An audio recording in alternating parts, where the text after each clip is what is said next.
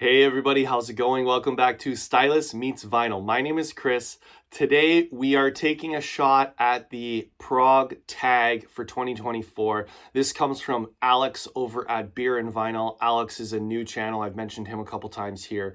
He's a brand new channel. He's a big prog guy. He's got a pretty expansive record collection, and he's come up with 20 questions all prog related, and he's important, and he makes note in his initial video that it's just progressive music, doesn't necessarily need to fit right in the laneway of prog rock. It's just progressive sounding music. So it is a really large umbrella, which you'll kind of see as I start to show some records, but just to keep in mind that it's not just a very, very strict genre. There are many different umbrellas, you might say. Now, there's a lot of tags going on right now in the vinyl community. There's a Beatles tag. There's Sam St. John's Americana tag, which I really wanted to do, but there's too many questions that I just can't answer that it would kind of ruin it for me. But be sure to, I'll make a link to Sam's tag as well. So be sure to check that out. A lot of channels have jumped onto that one as well. So that one's definitely worth checking out to go support Sam's channel, and go subscribe him if you haven't already. But for this one, I was able to do the Prog tag. So let's jump into it. 20 questions. We're going to show 20 records to answer these questions. So the first question, I've got my notes down here. So the first question is, show a favorite debut record. Definitely a couple to choose from in my collection, but you know what? I think an excellent debut album, an excellent prog album. You've got Tubular Bells, Mike Oldfield. Just amazing. And I'd heard about this album before I even listened to it, and I was really curious about it, and it did not disappoint once I listened to it. It is basically two sides, two tracks, or you could argue even just one track that goes through the entire album, but definitely worth checking out if you like prog, and an excellent debut album. And this was the first album on Virgin Records, so really launched Virgin Records, and now it's like Virgin Mobile and all this. So I think because of the success of that album, Richard Branson has had a lot of success as a result. So also, I think SpaceX is Richard Branson too. So it can all be traced back to that album, actually. Now, number two, show a prog album or artist that you got into in 2023 or recently. So this is an album I discovered in the past year. A friend of mine recommended, a local friend, Terry, saw it at the pawn shop, and he told me about it to go check it out. It was a really good price. This is Triumvirate. This is a German prog krautrock band, and this is from the 70s somewhere. I can't think of it off the top of my head, but I'd say this is similar to kind of like Emerson, Lake and Palmer, like heavy keys, that sort of thing. Even Genesis maybe a little bit too. But this is one that I discovered in 2023. The next, number three, is Golden Jubilee. Show a progressive rock album celebrating 50 years this year. So 50 years makes it come out in 1974. This is the Straubs' Hero and Heroine.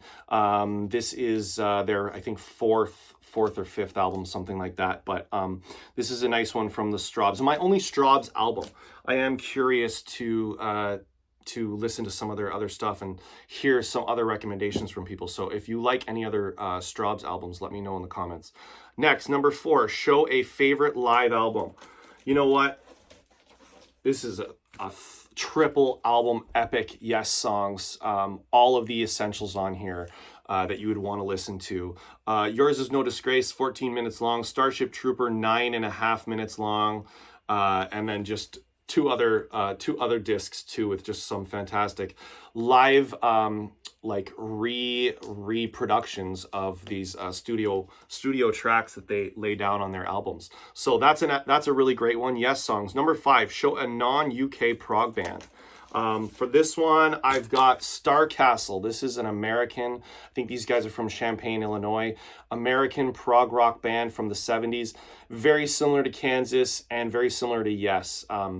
This has got the vocalist from REO Speedwagon, and he really sounds a lot like John Anderson from Yes. So I think they're definitely trying to replicate that sound. If you like Yes and you like Kansas, I think you'll like these guys too. This is also my only Starcastle album that I have. Okay, next, show a proto-prog album, a progressive music prior to In the Court of the Crimson King. And In the Court of the Crimson King came out in October 1969, widely considered the first straight up prog rock album. So show something that was proggy but released before that, proto-prog. For my choice, I'm going with the Moody Blues, In Search of the Lost Chord. I think you could argue that this is as much a psychedelic album as it is a progressive rock album.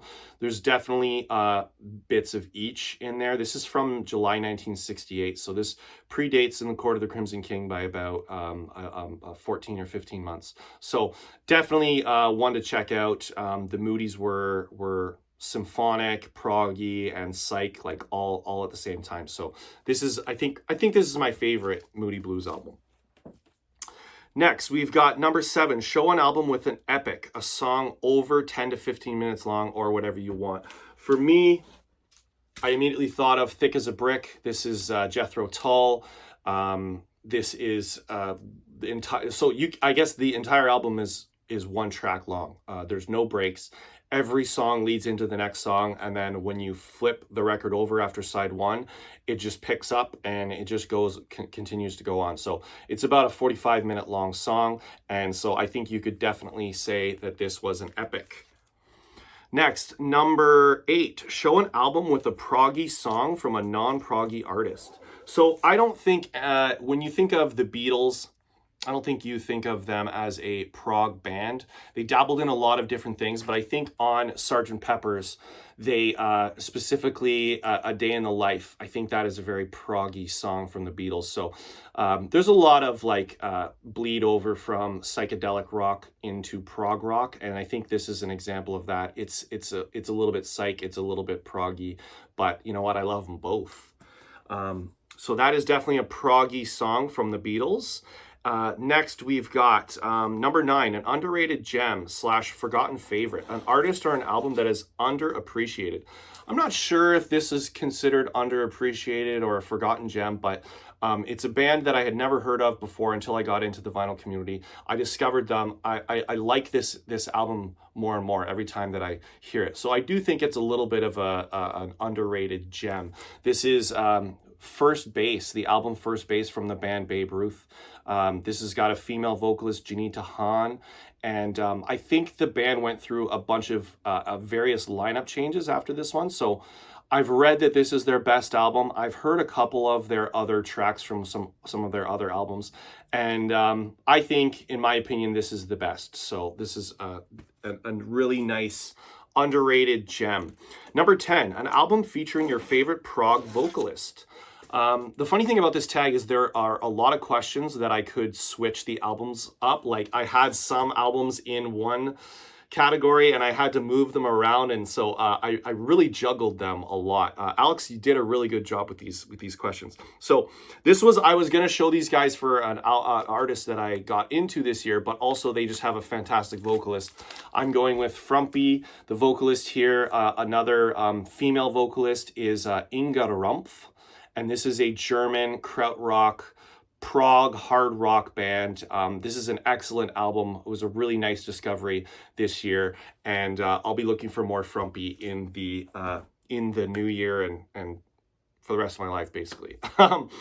So that's a reissue, a remaster, but it'd be nice to find some originals, although I'm sure it's difficult. Okay, number 11, is it prog? Show an album you describe as art rock.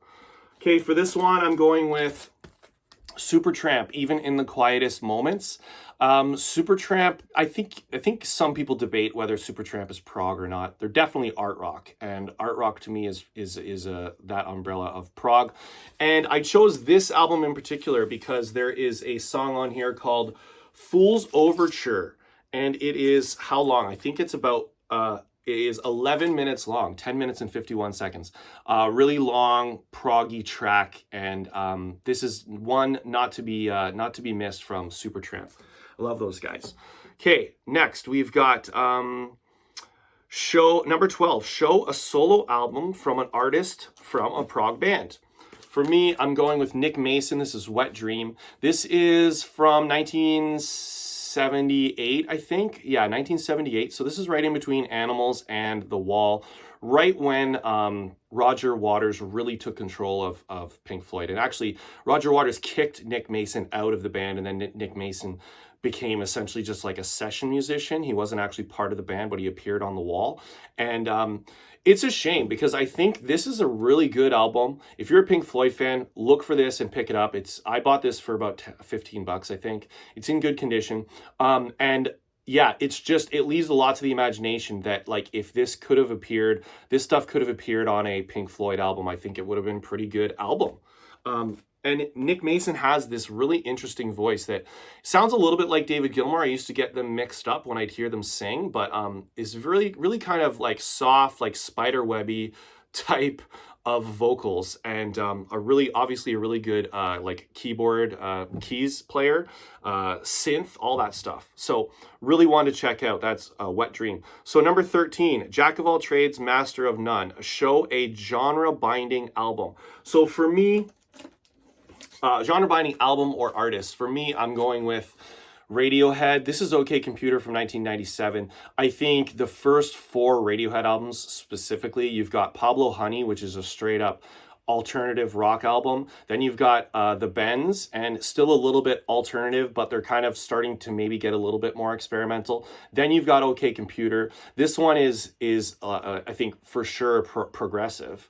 And then next they follow that up with Kid A, and Kid A is like very electronic. So in those 4 albums alone, they have a lot of transition going on. So I think this is a perfect band for that. Jack of all trades, master of all, or master of none, I'm not sure. Next, number 14, The 80s Called. Show an album from the 1980s. So this one for me, we're going with the Alan Parsons Project, Turn of a Friendly Card. This is a little bit of a concept album, like a very soft concept album. And a softer progressive rock album. This is, I like to call it, I don't know. I don't know what do I call it? Soft prog, I guess you could say. And Alan Parsons, he gained his, he kind of cut his teeth from being an engineer on Dark Side of the Moon. So he gets my respect in that right. And I need to pick up some more Alan Parsons, because a lot of people who like Alan Parsons really speak highly of Alan Parsons Project. And it always makes me think of Austin Powers, the Alan Parsons Project. Okay, number 15, Not Dead Yet. Show a late career album. So my initial thought to show was this album, which is Pink Floyd, Endless River. I also could have pinned this one in for number 18, Show a prog album with the cover art you love. I really love this cover art. But so I was going to show this for Not Dead Yet, but a late career album. But the funny thing is, Nick Mason had actually passed away at this point, and it was Roger Waters, or sorry, David Gilmour I'm saying Nick Mason, Rick Wright. It's Richard Wright. Not Nick Mason. Mason is the drummer. Richard Wright is the keyboardist. So going back to number 12, solo album, that was Richard Wright. Sorry, I'm confused here. Now, yes, but Richard Wright had passed away at this point, so this is only David Gilmour and Nick Mason on this one. So it's kind of negates it because it says Not Dead Yet, and he was dead. So I'll instead show The Division Bell from 1994. This is a really nice late, like a fantastic late career album for Pink Floyd after they went down to a 3-piece with Roger Waters no longer in the band. Okay, next we've got An Artist You Miss. I would go with Neil Peart from Rush, one of Canada's greatest exports, Rush. I think those people who like Rush really like Rush. And this is an excellent album, 2112 from them, from I think around 1976. And the entire side 1 is 2112, a very epic long track, as is common with progressive rock. Now, next we've got number 17, Proc Goes Pop. Show a progressive pop album. For me, immediately thought of El Dorado. I think Electric Light Orchestra is very progressive, but they don't necessarily fall right in the vein of prog rock. I think it's like orchestral prog, but I think progressive pop is a nice way to put it. So anytime I get a chance to show this album, I will. This is my favorite by them. Just absolute masterpiece in my opinion. Next, we've got number 18, show a prog album with cover art you love. Okay, I'm going with Kansas, Point of No Return. I talked about this in a recent video. I love this sailboat that's just tipping right over the edge. It's come to the, it's weird because it's showing like that the earth is flat, but then it's clearly a globe here. Anyways, a lot of questions I have when looking at this, but I really like this one. Next, number 19, an album you'd recommend to a non-prog fan. I tried to avoid showing duplicate bands and I just ran out for this question. There was, I was running out of options. So for this, I'm going with Wish You Were Here from Pink Floyd. This is such an amazing album. And I think just, Shine On You Crazy Diamond, part 1 to 5 at the beginning, and then part 6 to 9 at the end. Just those tracks alone, if you play for a non-prog fan, you might change their mind a little bit. I think it's soft, but also just amazing. And okay, number 20, the last question. Favorite prog album of all time? You know what? I'm going with, in my opinion, this is the GOAT, greatest of all time as far as prog albums go. We've got Yes, Close to the Edge. Just a fantastic one. This is not for someone who's just getting into prog, but maybe it is, I don't know. But I think it can be a lot to take in. But once you develop that little taste for prog, I think this is a fantastic one. So that is my number 20 favorite prog album of all time. Alex, thank you so much for making this tag. It was really fun to do. I'm a little bit late on it, so apologies there. But thank you guys for watching. If you like prog, if you learned something new, let me know in the comments which of these albums are your favorite. What did you learn? And I just love conversing with people who comment on the videos. So thank you guys so much. If you enjoyed the video, give it a like, consider subscribing to the channel, and whatever you do, make sure you come right back here where Stylus meets vinyl. Thanks everybody, see ya.